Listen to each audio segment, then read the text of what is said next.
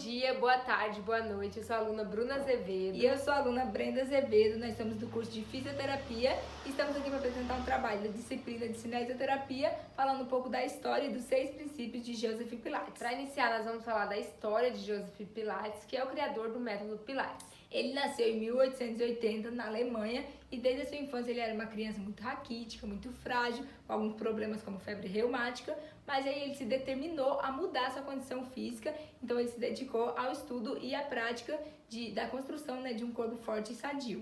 Durante esse período de transformação física, Joseph Pilates começou a criar sua filosofia de saúde, exercício e começou a estudar yoga, acrobacia, movimento e condicionamento físico. Joseph procurava o perfeito equilíbrio entre a mente e o corpo em um mundo onde as pessoas estavam ficando cada vez mais sedentárias. Quando eclodiu a Primeira Guerra Mundial, as autoridades britânicas confinaram Joseph por conta de sua nacionalidade alemã e aí ele decidiu dedicar esse tempo para desenvolver suas ideias de saúde e aptidão física. E ele ensinava os seus colegas de confinamento as técnicas que ele estava desenvolvendo naquela época. E naquela época teve uma epidemia de influenza e Joseph ele afirmava que foi graças às suas técnicas que nenhum de seus colegas morreu de influenza. E depois Pilates ele foi transferido para outro campo de concentração, onde ele se tornou enfermeiro e vigia. E lá ele pegava as molas das camas para montar equipamentos para a reabilitação dos seus pacientes, fazendo com que seus pacientes tonificassem os músculos e até os pacientes que não conseguiam ficar de pé faziam os movimentos deitados. E após a guerra, Joseph voltou para a Alemanha e lá ele passou seus conhecimentos para dançarinos e também treinou policiais e outros membros do exército.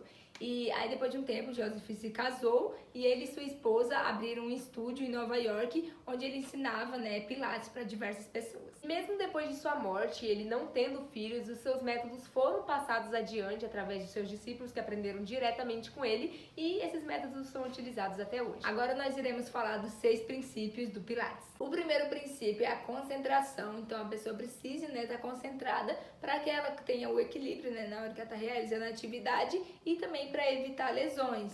Então tá até relacionado ali com a segurança do paciente, porque imagina um paciente realizando ali um movimento já avançado e ele tá todo distraído, conversando até mesmo com o fisioterapeuta, não pode, porque ele pode acabar se machucando. Além disso, é importante se concentrar para que o músculo ele recrute uma maior quantidade de fibras musculares para realizar aquela atividade. O segundo princípio é respiração. Para respirar de forma correta, de acordo com o criador do método Pilates, é necessário uma completa inspiração e expiração do ar para que haja um aumento da oxigenação muscular e corporal global. E a expiração máxima, ela também contribui para a ativação dos músculos abdominais, que vai aumentar a força de centro do corpo. O criador Pilates enfatiza que a respiração é um fator primordial no início do movimento. No método, o ciclo respiratório inicia com a inspiração torácica, expandindo as costelas para laterais, e a expiração afinando a cintura. O terceiro princípio é a centralização, que é a ativação do powerhouse.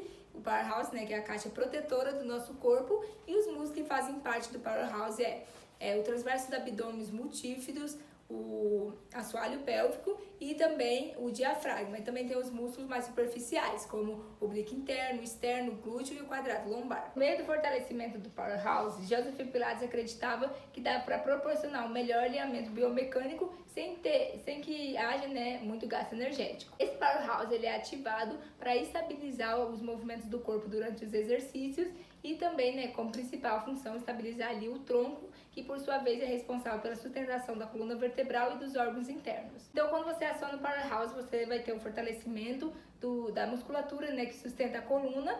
Então, você vai ter uma postura mais correta, mais estável e também vai ter uma fluidez no movimento dos membros superiores e inferiores, como também melhora o funcionamento de alguns órgãos, como pulmão, bexiga e intestino. O quarto princípio é o controle. Todos os tipos de controle são importantes no Pilates, seja o controle da mente, do corpo, do equilíbrio. Além disso, devemos controlar também o movimento, a respiração, a concentração, para que o exercício seja o mais eficaz e correto possível. Esse princípio, na verdade, é decorrente da integralização dos outros princípios, a respiração, a concentração, a centralização. Então, quando o paciente ele dominar esses 4 princípios, ele estará pronto para atingir os outros, que é a precisão e a fluidez, que falaremos depois. Bom, uma vez controlando o posicionamento do corpo durante a execução de exercício, terá melhor fixação e estabilização da coluna vertebral, melhor alinhamento do corpo, das articulações dos membros superiores e inferiores e maior coordenação dos movimentos, além de diminuir risco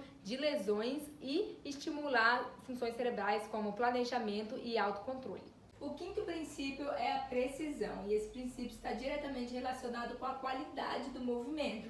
Ele é um refinamento do equilíbrio e do controle, né, dos músculos envolvidos em uma ação. Então, a precisão na execução de algum movimento irá ativar ali os músculos que realmente são necessários para realizar aquela ação, né, evitando ali a compensação e dores, né, após a aula. Sexto e último princípio, que é a fluidez. As ações elas devem ser leves, contínuas, graciosas, assim como uma dança. Atinge-se a fluidez quando o exercício está de acordo com a capacidade do aluno, assim não vai ter compensação e as movimentações vão ser leves, contínuas e limpas. Ao executar o movimento com fluidez, você se exercitará com mais consciência, trabalhando cognitivo, afetividade e autoconfiança. A precisão e a fluidez são dois princípios que andam praticamente juntos, porque quando eu tenho precisão de um movimento que eu vou realizar, eu realizo ele, né, de forma mais fluida.